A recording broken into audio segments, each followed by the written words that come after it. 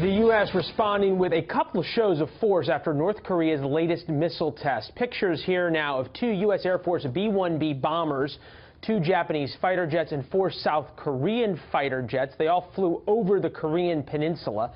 The Pentagon says this mission is a direct response to North Korean missile tests so far this month.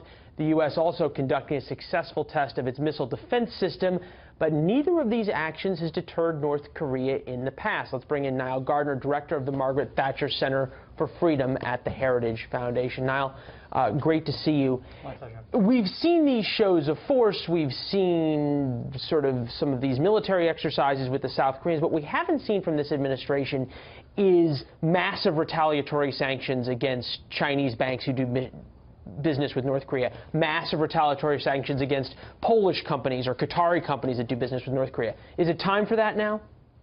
Well, certainly I think the stakes have been significantly raised. This latest ICBM test by North Korea means that the North Koreans now have the capability to be able to strike against the continental United States, and it's only a matter of time before they're able to place a nuclear warhead on such an ICBM. And we do need to have a far more aggressive approach taken towards China.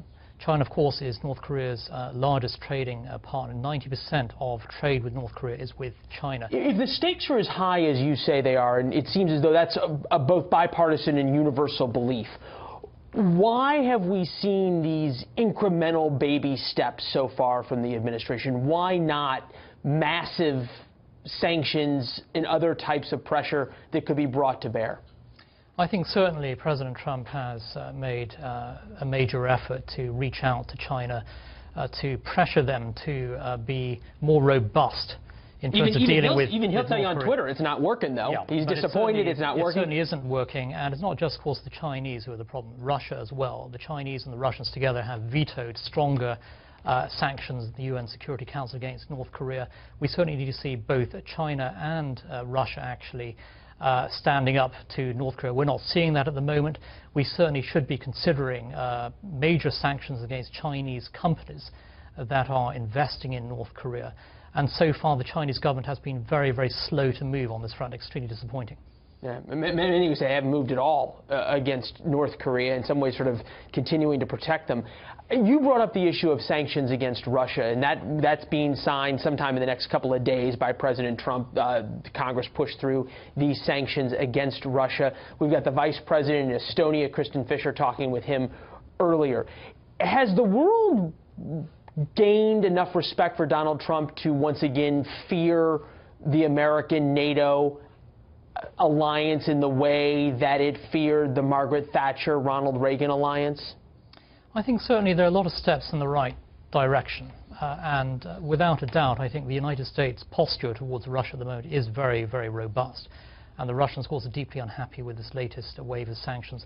And it's the right message to send to Moscow that the US and its allies will not only sanction them, but enhance those sanctions. And also the United States is increasing its military presence in the Baltic states. We're also seeing the deployment of bombers to Britain as a warning, actually, to Moscow. So actually many of the measures being taken by the Trump administration towards Russia have been very, very strong. So this cozy up to Russia thing you don't buy? No, actually, if you look at the substance of US-Russia relations at the moment, I think there's a lot of strength being projected on the US side.